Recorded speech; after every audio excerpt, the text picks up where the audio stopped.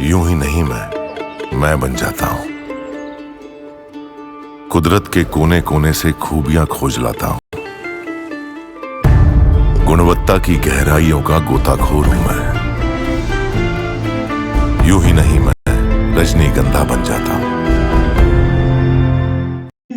बजाय ये कहने के कि हम पूरे मुल्क में शाहीन बाग जैसा प्रोटेस्ट करेंगे, थोड़ी तब्दीली कर लेनी चाहिए।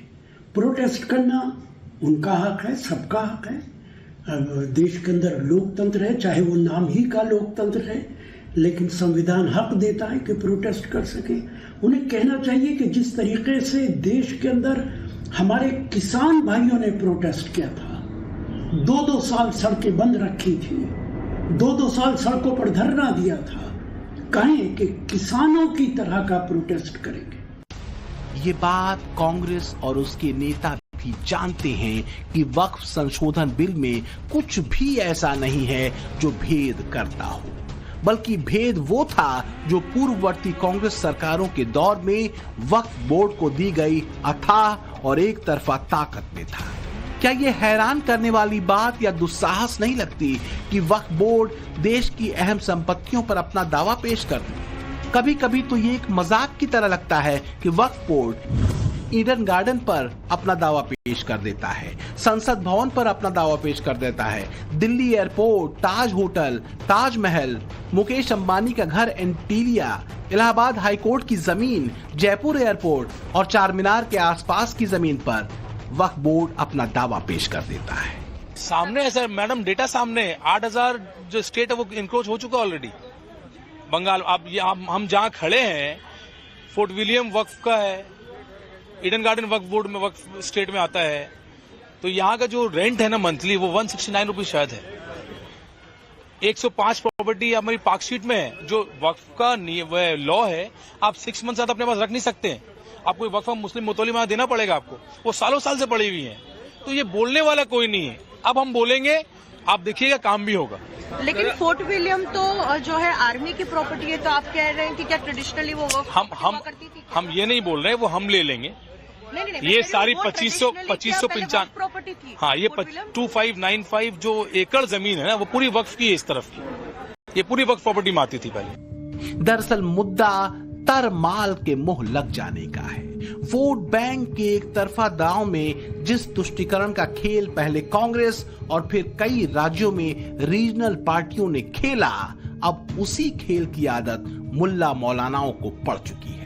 वो जानते हैं कि अगर वक्फ की एक तरफा मिली शक्ति को केंद्र सरकार ने कंट्रोल किया तो घाटा आम मुसलमानों का नहीं बल्कि उनका हो जाएगा, क्योंकि अनाप शनाप संपत्तियों को सस्ती लीज पर चढ़ाकर खूब मलाई काटी जा रही थी। सच ये है कि वक्फ संशोधन बिल के नाम पर मुसलमानों को खतरे में बताकर जो ड्रामा रचा जा रहा है, उसके खिलाफ कई मौलाना भी हैं। कि आजाद भारत में मुसलमान आजाद है और मजहबी एतबार से, सियासी एतबार से अपने तमाम उमूर अंजाम देता है। तो इसलिए यह कहना कि मुसलमान सुरक्षित नहीं है, मुसलमानों को खतरा है, ये बिल्कुल गुमराह करने वाली बातें हैं, अफवाह फैलाना है, मुसलमानों को भयभीत करने वाली बातें हैं। तो उनको ये समझना चाहिए कि रमजान शरीफ का महीना चल रहा है। रमजान शरीफ का महीना खुदा की इबादत के लिए है, धरना प्रदर्शन के लिए नहीं। All India Muslim personal law board का जंतर मंतर पर होने वाला ये प्रदर्शन पहले 13 मार्च को होना था, लेकिन होली की वजह से इसे 17 मार्च के लिए टाल दिया गया था। हालांकि वक्फ बिल के नाम पर मुसलमानों को भड़काने का काम पहले से जारी है। मौलाना हो या फिर खुद को मुसलमानों का सबसे बड़ा रहनुमा समझने वाले सियासी नेता, मकसद एक ही है, मुसलमानों को भड़काकर उकसाकर वक्फ बिल के खिलाफ उन्हें खड़ा करना, अपनी सियासी दुकान चलाना। हमने अपना पक्ष रखा। हमारे पक्ष से आप सहमत हो सकते हैं, असहमत हो सकते हैं, लेकिन उसको कूड़ेदान में कैसे डाल सकते हैं? विविधता में एकता भारत की विशेषता है सर। अलग अलग धर्म के लोगों को अपनी धार्मिक मान्यताओं के हिसाब से पूजा अर्चना उपासना करने की छूट है। आज आप आज आप वक्फ की संपत्तियों को कब्जा कर रहे हैं, कल गुरुद्वारा की करेंगे, फिर मंदिर की करेंगे, फिर चर्च की करेंगे। मोहब्बत के तराने गाने वाले ये मौलाना और कथित लिबरल नेता तब कहां थे जब वक्फ बोर्ड को भस्मासुर वाली शक्तियां दी जा रही थी? ये तब भी चुप थे जब 2014 के लोकसभा चुनाव के ठीक पहले दिल्ली की 123 प्राइम लोकेशन की संपत्तियों को तब की कांग्रेस की लीडरशिप वाली यूपीए सरकार ने वक्फ को दे दिया। तब के प्रधानमंत्री मनमोहन सिंह चला रहे थे ना सरकार को। आचार संहिता लागू होने से एक दिन पहले भाई साहब ने उठा के दे दिया सब। ये वो संपत्तियां थी जो ब्रिटिश शासन से विरासत में मिली थी, तो फिर वक्फ को क्यों दी गई? ये किसी ने नहीं पूछा। वोट बैंक के इस पावर प्ले का अंदाजा लगाइए कि फरवरी 2014 में वक्फ बोर्ड ने इन संपत्तियों पर दावा ठोका और मार्च 2014 में तब की कांग्रेस सरकार ने इसे वक्फ को दे भी दिया। एक महीने के अंदर यह जलवा होता था वोट बैंक। अब यही मनमानी शक्तियां खत्म हो रही हैं तो आग लगी है, बेचैनी हो रही है मौलानाओं के खेमे। सरेआम धमकियां दी जा रही हैं कि वक्फ बिल में बदलाव अगर लागू हुआ तो शाहीन बाग 2 होगा।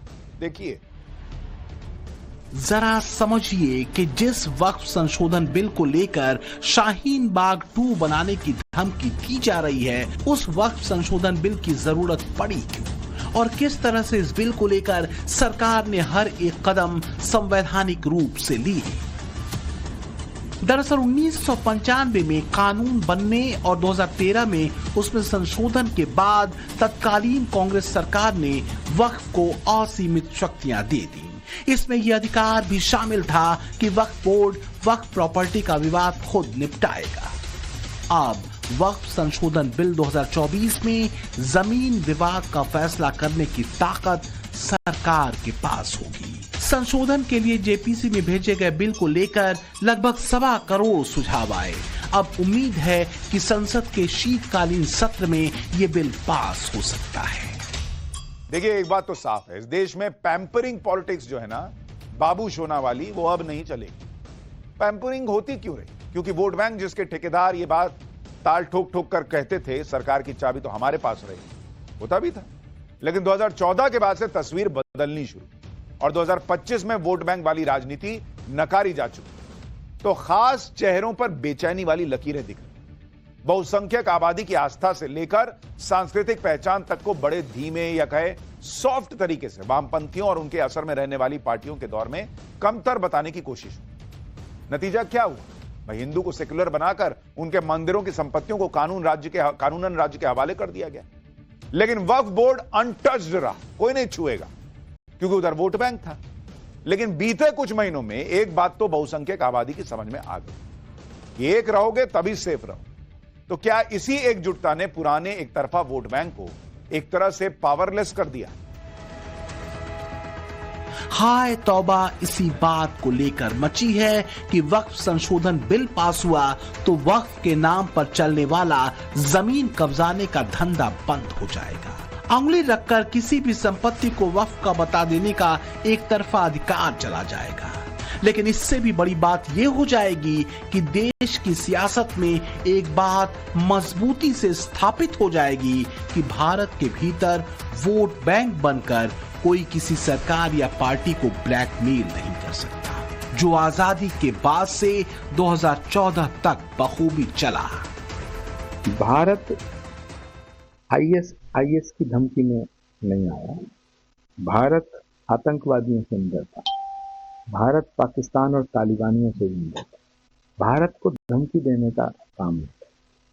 भारत किसी धमकी में नहीं आया। चंद मुस्लिम या मौलाना शाहीन बाग जैसा कुछ करना चाहते हैं तो जरा सावधान रहें, कहीं जालियांवाला बाग ना हो जाए। वोट बैंक की शक्ति वाला गुब्बारा अब फूट चुका है। बीजेपी